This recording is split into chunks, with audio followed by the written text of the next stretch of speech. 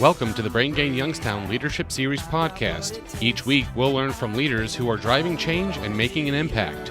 Now here's your host, the CEO of the Youngstown Publishing Company, Jeff Leo Herrmann.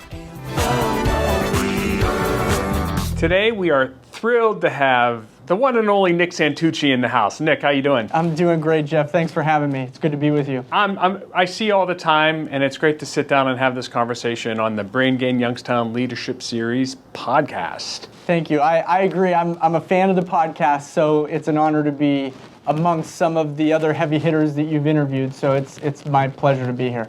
I think it's great. You have a great story. You're one of our shining stars. You know, you have such enthusiasm and energy and so youthful. Can I say youthful? Thank you. Yes, I'll take that as long youthful. as I can. Thank you. Okay. Well, let's fill in the audience first, because a lot of folks know you for your time at the Chamber, yes, right? Sir. At the Regional Chamber. Great work there. Great organization. And now you're with the ESC of Eastern Ohio. So yes, just sir. give us what is the ESC and... Sure. So the ESC, I always like to say that the ESC provides resources to our school districts the same way that the business or the Chamber provides resources to the business community. Okay. So by state law, every school district must align with an ESC. And ESC is Educational Service Center. Correct. Okay. Yes. And so ultimately our goal is to provide resources to schools. And so we have our Council of Governments that helps with staffing issues within the district. We have our Government Affairs Department, which I oversee, and we have our Teaching and Learning Department, our Curriculum Department. Teaching and Learning is the curriculum. Ultimately, what we do is we provide resources to school districts. And I noticed you have workforce development in your title as well. So is that a newer thing? Is that to have such a focus on workforce, especially at the school district level, right? We're talking middle and high school, or actually all school districts, right? K-12. K-12, okay. K-12, so yeah. So K-12, put them to work. Yes. Right? Or maybe inspire them to work. So our ESC's board and Tracy Hostetler, Dr. Hostetler, recognized the need for this type of a role. And it's really kudos to her because we're one of 3 ESCs in the state that actually have a department like mine. Wow. And so the work that we're focused on is partnerships and collaborations with external customers, of course, the business community and organizations like that. But we're also focused on advocacy and raising awareness of what our school districts need, what the kids need. And so our main focus is both of those things, but ensuring that our superintendents have a voice at the table. And oftentimes, policy down in Columbus will get crafted and pushed through, and it kind of impacts our schools, and they have to kind of respond. Tracy kind of recognized that we want to be at that table. We want to start proactive. Yes, we want to start recognizing what legislation is coming down the pipeline, and can we influence it? Can we support it? Can we oppose it? So we write lots of letters of support, some letters of opposition to certain legislation. We have talking points, and we advocate for bills that are coming down the pipeline. So really just getting involved and making sure that our ESC is at the negotiating table as far as legislation and workforce goes. Great. And I see you all over MCCTC as well, our friends at the Mahoning County Career and Technical Center. So you work with the MCCTC also, correct? Yes, sir. So I'm aligned. I work with all the aligned districts. MCCTC, because they're in our backyard and they're our Career Tech Center, we work very closely with them, yes. And they're a great group, too. Oh, absolutely. No, we enjoyed our time there, had a lot of fun with John and the aviation maintenance building. So yes, it was that's super my cool. favorite wing of the whole building. Oh, yeah. I love that part of the building. And the machine shop, right? Yes. With Sergeant Harris? Yes. Yeah, he's awesome. He's a good guy. Well, that's a great overview of what your current scope is. And the ESC, they're an important partner to us as we do our Navigators program, which is really connecting kids to careers and engaging with kids at an early age to focus on company tours. The ESC is a great partner along with Junior Achievement and getting kids to really have that virtual experience of touring a Heinz Industry or touring, careers in the legal field. So we've really enjoyed the collaboration. But I want to get focused on you for a little bit. Not too long ago, you were a young lad, right? I'm going to bust your chops a little bit. That's okay. I'll take it. I'm a good sport. Yeah, I know it. So what did you want to do when you were growing up? Were you always like a guy that wanted to wear a suit and tie? Actually, no. So in high school, growing up, I was always interested in sciences. Paleontology and, genetic engineering, that stuff really, interests me and fascinated me. And, I was born right around when Jurassic Park was coming out. And so I was really hooked on dinosaurs, and that was a very popular time growing up. And so I thought, going through high school... Jurassic Park 1? Jurassic Park 1. The original one? Yes. What year was that released? I think 91. I was born in 91. So... Okay. I got to your age, and I didn't even have to... I asked that there in a very you go. You're very good, Jeff. Without saying, how old are you, Nick? Okay.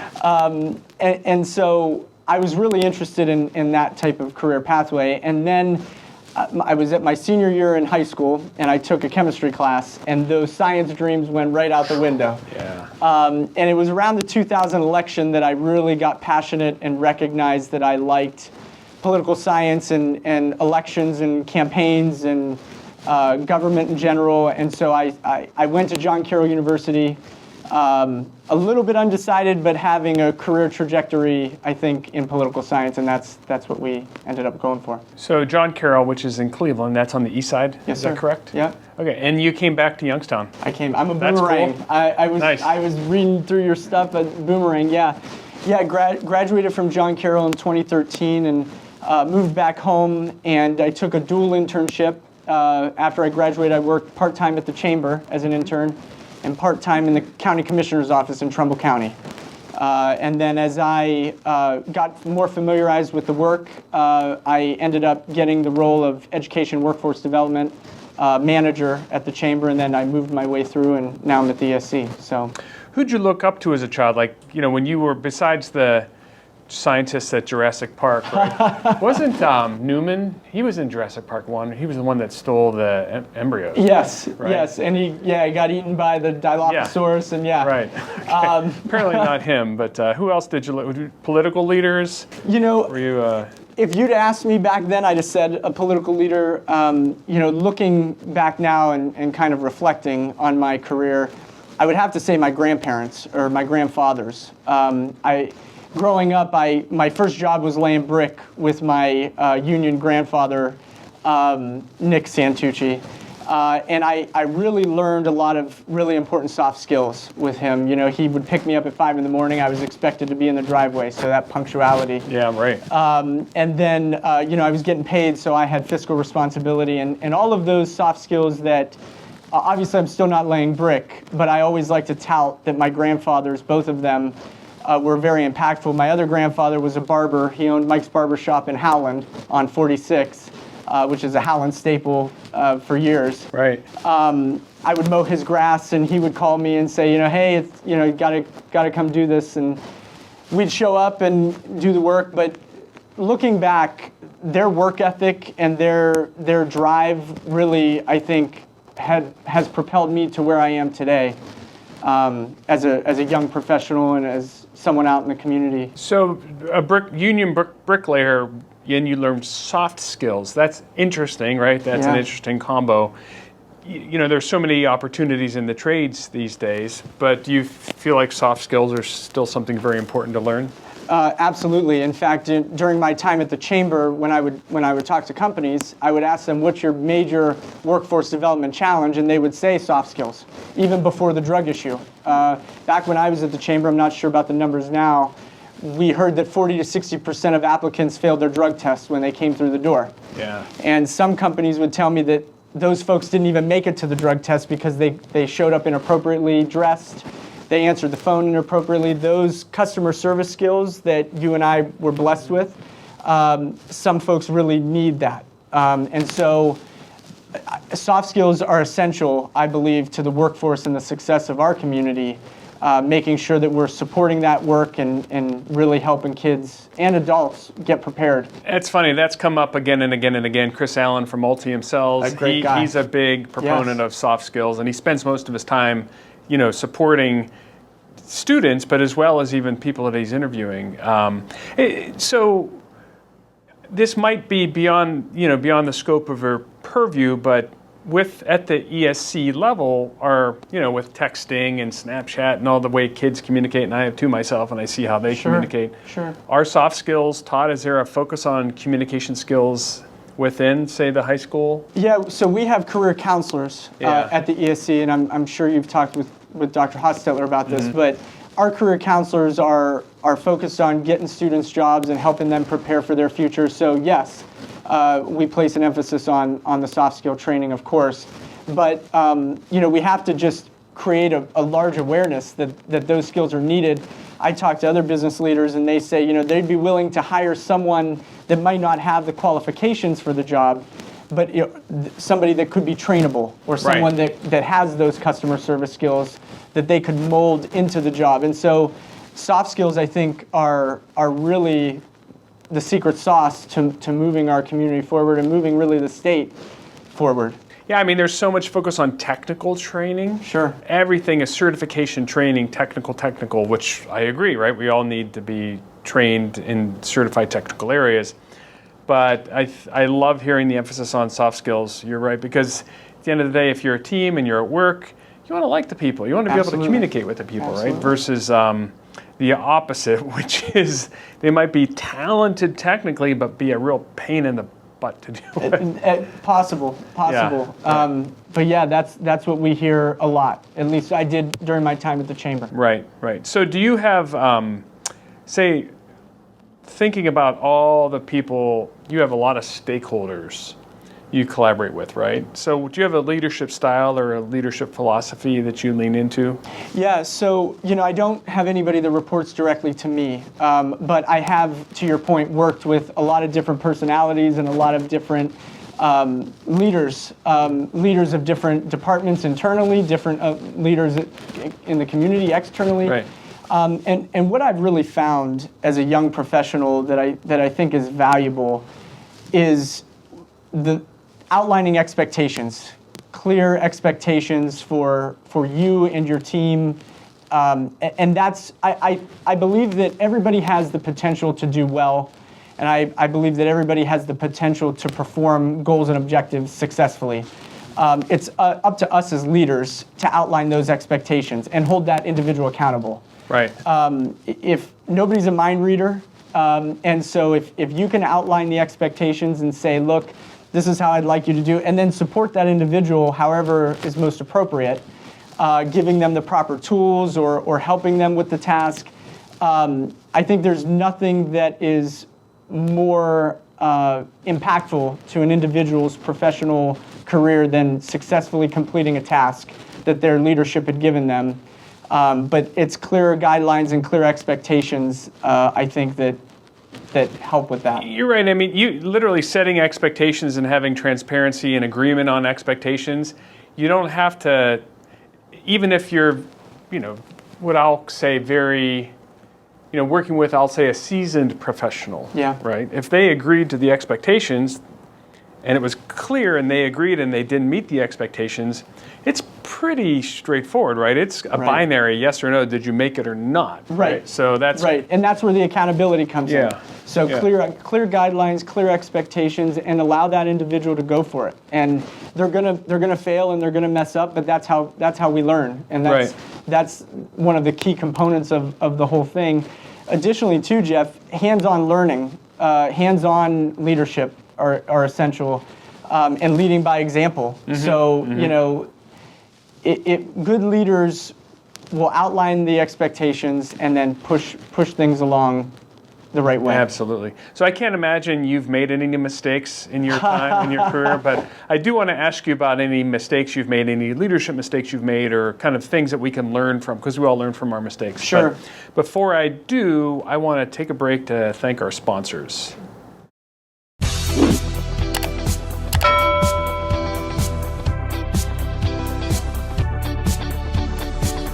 The Brain Gain is a collaborative effort, and we'd like to thank our headlining sponsors, including Farmers National Bank, Sweeney Chevrolet Buick GMC, the Mahoning Valley Manufacturers Coalition, and Southwoods Health. Also included are Eastern Gateway Community College, PNC Bank, the Moransky Companies, the Mahoning County Career and Technical Center, the Youngstown Business Incubator, Simon Roofing, the DeBartolo Corporation, Youngstown State University, and Junior Achievement of the Mahoning Valley.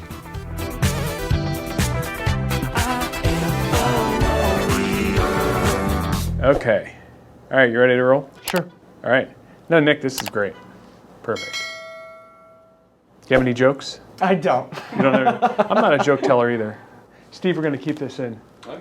We always try to keep random stuff in because it just makes it more interesting. Sure. Don't you think? Sure. As long as it's not too tedious. No worries. So let's get into leadership mistakes. What share maybe a time when you kind of made a mistake and what'd you learn from it and how'd you grow from it? Yeah, and this was a great question, and I thought really long and hard on this one, and I couldn't come up off the top of my head of an individual leadership mistake or something, a mistake I made professionally that led me to a leadership lesson. But I did want to talk a little bit about, losing my mom. I lost her in 2017. Oh.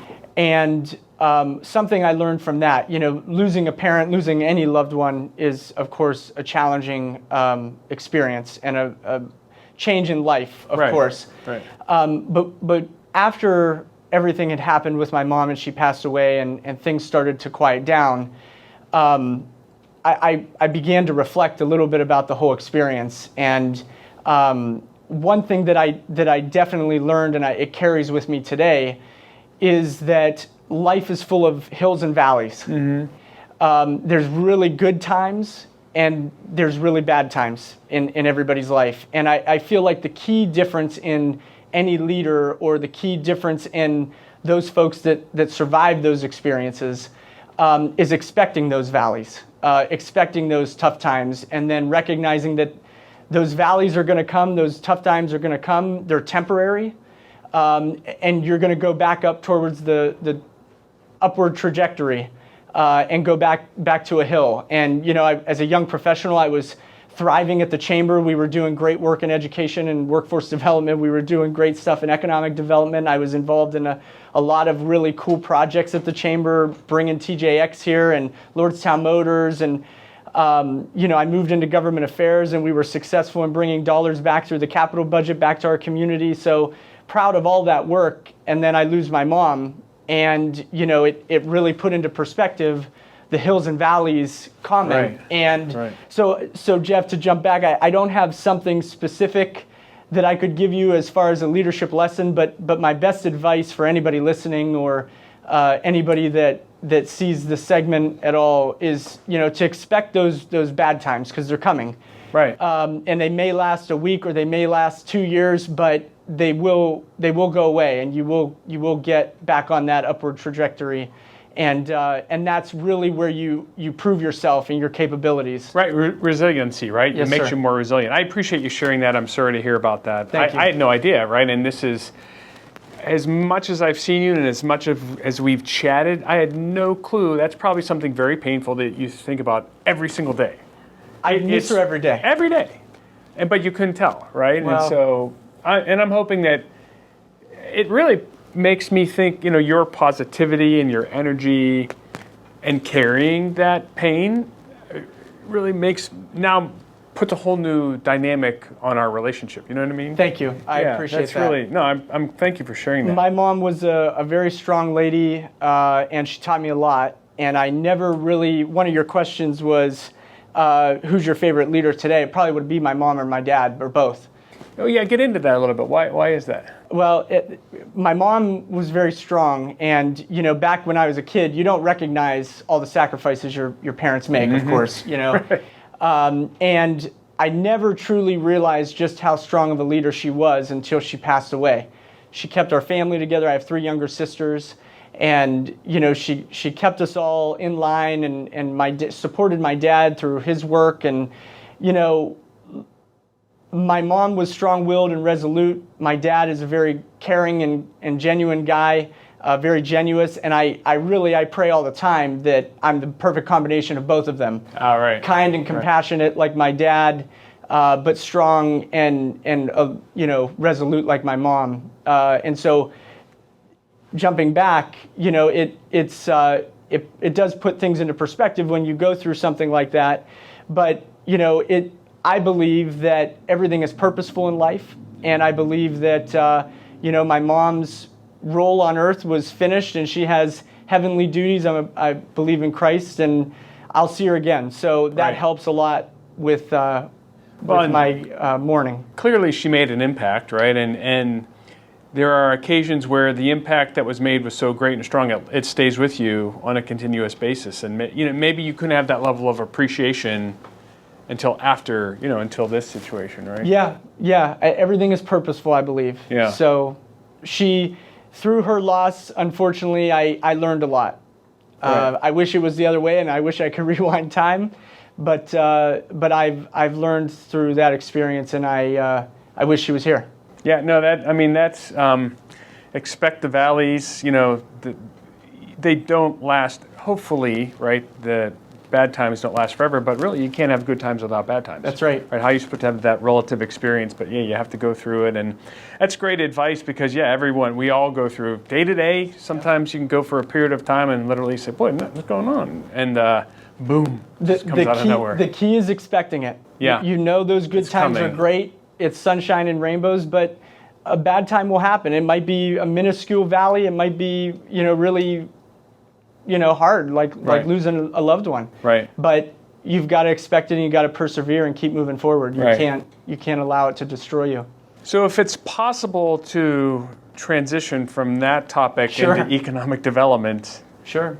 Not sure else how to do this awkward transition. I didn't mean to go so No. deep This with is you, why but you're here. I'm glad to, now the next time I see you, I'm going to, I've always enjoyed seeing you, right? Appreciate But that. Feelings mutual. Yeah, now it's just, okay, well, Nick is, not that I didn't think you were deep, but I just didn't know the depth. How's that sound? Fair. Because I never asked. Right? Yes. I just never took the time other than like, hey, how you doing?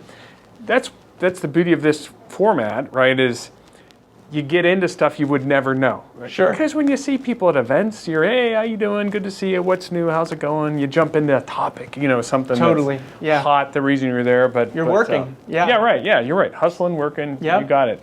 So speaking of economic development in the region, workforce development, one might say we're on a tear, right? We're on the uphill. We have momentum. Yes. Is that fair to say? Do you feel like we have all of the ingredients we need to thrive as a region? You think about Voltage Valley. Got to throw that hashtag in there. Yeah, you bet. How are we set up? Do you feel like everything's lined up, or are there still some challenges ahead? Totally. I think we definitely are on the upward trajectory.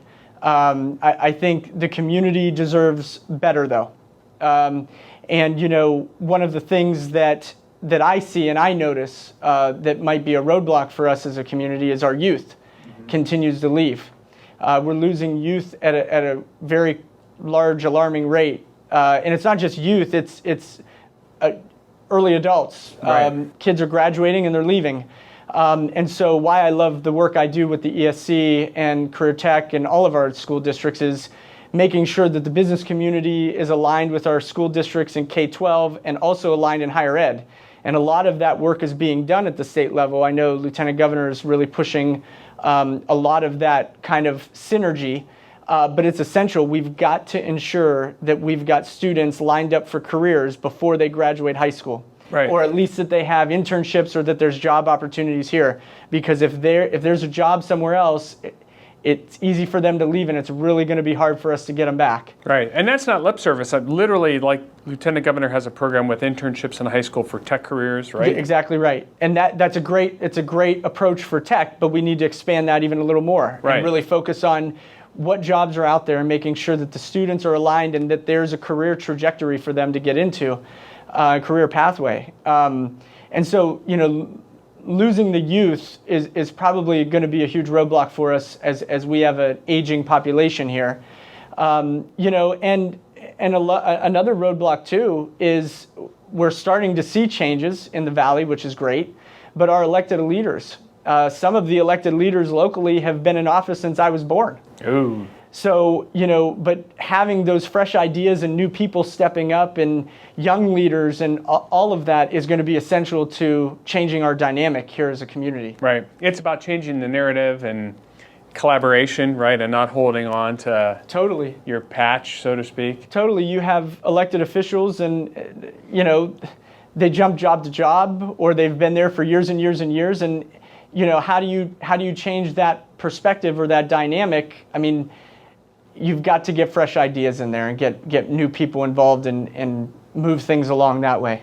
So it's spring of 2021 right now, and you have Ultium Cells spinning up. You have TJX, I think they're opening soon. I mean, Lordstown Motors is ramping. So there's many career openings, opportunities just about to hit. Yeah. So if you fast forward, let's say 24 months from now, spring of 2023, do you feel like this will be a very different place, a thriving, youthful market? Do you feel like we're going to attract a lot of talent back here? Well, it's hard to answer any hypotheticals, of course, but that's certainly the hope. And I think as long as our community organizations can work in partnership with each other, as long as individual citizens feel passionate about getting involved, that changes the narrative. Right. It's very easy for us as a community to point to somebody and say, you're responsible or you're in charge. And some of that accountability is deserved. But it's really us as a community, we need to rally together and really identify our key assets and push those out and raise awareness. And the Chamber's doing some of that. We're doing that at the ESC. Eastgate's doing that. I mean, there's a lot of good organizations out there that are starting to flex our Valley muscles. Right. And raise awareness that the Valley isn't the Valley that was here years ago. We're changing, we're more dynamic. And I think that's the most exciting part of it. So to answer your question, I can't predict what we're going to look like in a few years. I sure hope we're booming and growing and thriving. But if not, we need to step up and really do a good job in making sure that we're getting the key stakeholders throughout the state here to see that the Valley is a lot better and has a lot of potential. And we do. So you graduated high school probably, more than 10 years ago? 2009. Okay. From Howland. So then that was right at the tail end of the financial crisis, right? Have you had friends that have moved away and some that are saying like, hey, Nick, what's going on there? Maybe I should come back. What are you hearing out there? What are you seeing? I've had some friends move away, some have come back. So Nice. So both of those things, which are good signs. COVID's changed the dynamic for everybody. Some of my friends that were in sales now can do their sales jobs remotely. Right. So moving back home as opposed to paying for Los Angeles apartments or New York apartments, that's a no-brainer. The Valley has a lot to offer for that type of living, and so yes and no. I've seen a lot of my friends do both, leave and come back, but I think our potential is great. I mean, I think about the Valley all the time, and our location is so ideal. We're sit in between Cleveland and Pittsburgh. There's no reason why we can't be growing and booming and thriving. And so I want to do everything I can in my power to make our area as attractable as possible. Fantastic. Do you have a favorite leadership quote, or do you have like quotes on the wall? Like I have my hustle up here and stuff just to keep me going. But, yes. What's on your wall in your office? So one of the I had a few, and I brought three. So Nick has very detailed notes. I'm impressed, like pages of notes and bullet points, and as you would expect, somebody that wears a tie on a Friday, just busting your chops. I joke all the time. These are my PJs, and all I do is just change my tie, and I just keep it going. Right. So the one quote on my wall in my office currently is 2 Timothy 1:7. For God has not given us a spirit of fear, but of power and love and self-discipline. I love that. And then I have two others, one from Thomas Jefferson and one from JFK. Thomas Jefferson, in matters of style, swim with the current. In matters of principle, stand like a rock. Ah, okay. I like that. JFK, efforts and courage are not enough without purpose and direction. So very, very similar to some of our talking points earlier. Right. But those quotes are quotes that have been impactful to me throughout my career. Right. Stand firm, resolute, accountability, setting expectations. These are all important things, right? Because we have a lot of work to do. Yes, sir. And we have to be clear on what we're trying to accomplish, and we have to, have agreement and consensus to a degree, but sometimes I don't like that word consensus. I know you need it, but I don't know, it just annoys me. It's like, no, just do it. But I know that's probably not good. Well, good and bad. Consensus is good, but sometimes you need to move forward and things need to get done for the betterment of the community. Right. So consensus is great, but we've got to have leaders that are willing to step up and flex the muscles Here's a little the chance. bit. Hey, I'm telling you what's going on. Yeah. Hey, set a time limit. You have X number of days to respond or offer alternative suggestions, but yes, we're going for it. Yes. Right? Well, do you have a challenge for the audience? Say something that if only you could wave a magic wand and maybe get us to where we need to be 2 years from now. So what would you challenge the audience on? Yeah, any of your listeners, I always encourage anybody that if they want to get involved to reach out to me. There's lots of good things going on. The Valley sometimes tends to feel like we have this dark cloud over us, right. and I'm not a fan of that dark cloud. I think we have so much potential and there's so much greatness here. We've got great food. Oh, yeah. We've got good people that live here. I would love to see more people involved. I organized a Warren City cleanup the other day, and we had a few people come out, and it was great. We picked up like 2 bags of trash a person, and we started down by the hot dog shop in Warren and went down 422 and cleaned up a lot of trash. I want to see more people doing things like that. Right. And lead by example type thing. Like, we need to get out there and make our area look good. I had a friend that was out of town, and I was driving him around and showing him where I lived and where I grew up and where I worked in downtown Warren during my time there. And he had mentioned to me that, man, there's a lot of trash around here. And I thought, boy, if he's recognizing That's the first thing they saw as an external person, what are our businesses saying? What are our, some people drive by that and they don't think of anything of that. But we really need to make our area as attractable as possible with our people, with our workforce, with just the appearance of it, so that companies drive down the street and say, wow, this is a really great place to move and stay. Yeah, it's a part of the equation, right? Live, work, and play, and you want to have a great quality of life. And if it's really unfortunate, I didn't think about it that way, but if everyone's expectations are, fine, there's trash or there's weeds or broken, you see some properties that are just not maintained, some industrial properties, and you drive by and think, wow, there's someone working in there. And once again, it doesn't have to be, meticulously landscaped, but just clean some basic stuff up. Right? It makes a difference. Right. It makes a difference. It does. And so, I guess my call to action would be get involved. And if you don't know how to get involved, call me. There's plenty of nonprofits out there that could use volunteers. There's plenty of students that need mentors, good mentors. Right. There's plenty of trash that could be picked up. I try my best to be a community cheerleader everywhere I go because I love our area. And so, my call to action is get involved any way you are comfortable. Yeah, you're quite the networker. Thank you. Right? So I want to help. No, that's good. I want to help. We can tell. We genuinely can tell you want to help. Well, it's been awesome having you on the program today. Thanks for sharing everything with us. Thanks, Jeff. And if people, as Nick said, reach out, he's ready to, support and point everyone in the right direction and get stuff done. They can find me on Facebook or Twitter or social media. My email's on the ESC's website. So if anybody'd like to get in touch. You said Facebook. Oh. You know what? Are you off Facebook now? Barely. Okay. The minimum amount of time I need once a day. I see. That's it. Okay. I understand. It's the business has been built upon an enragement algorithm, and it's done nothing but divide our community and our country and the world. So, I don't know. I'm big on LinkedIn, right? Just live there, right? LinkedIn all day, every day. I'm on LinkedIn too. That place has stayed fairly positive. But even for a media company like the Youngstown Publishing Company and the Business Journal, we have a great loyal audience that's with us every single day. And sure, they see lots of stuff on social media, but really we're still the place they can come to get objective, good insights and information on economic development and real estate and all the other things happening. And don't have to be kind of bothered by all the peripheral stuff you might see in your Facebook feed. Right. So Right. Agreed. not to rain on the Facebook parade. No, that's okay.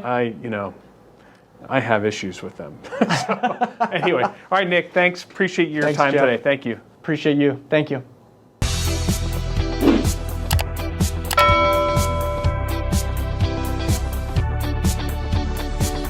Thanks for joining us on the podcast today, because together we're building a culture of entrepreneurship and promoting workforce development. So if you like what you heard, please share it with a friend and leave us a rating or review on your favorite podcast player. Your feedback is very important to us. We want to make the show better all the time.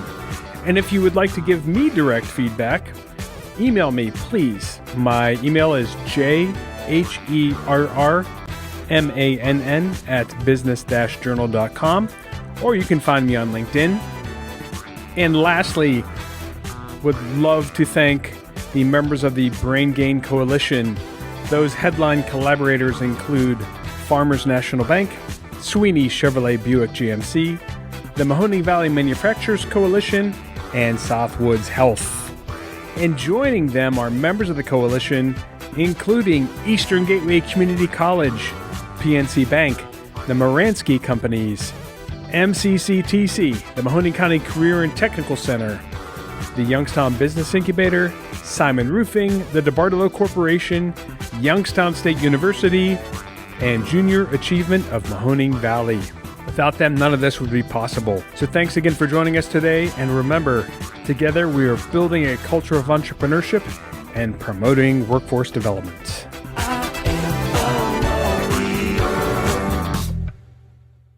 Thanks for watching the video. Be sure to like, subscribe, and hit that little bell for notifications. And also make sure to connect with us on Twitter, Facebook, and LinkedIn. For all of your business news, visit businessjournaldaily.com. For all of your arts and entertainment news, go to afterhoursyoungstown.com.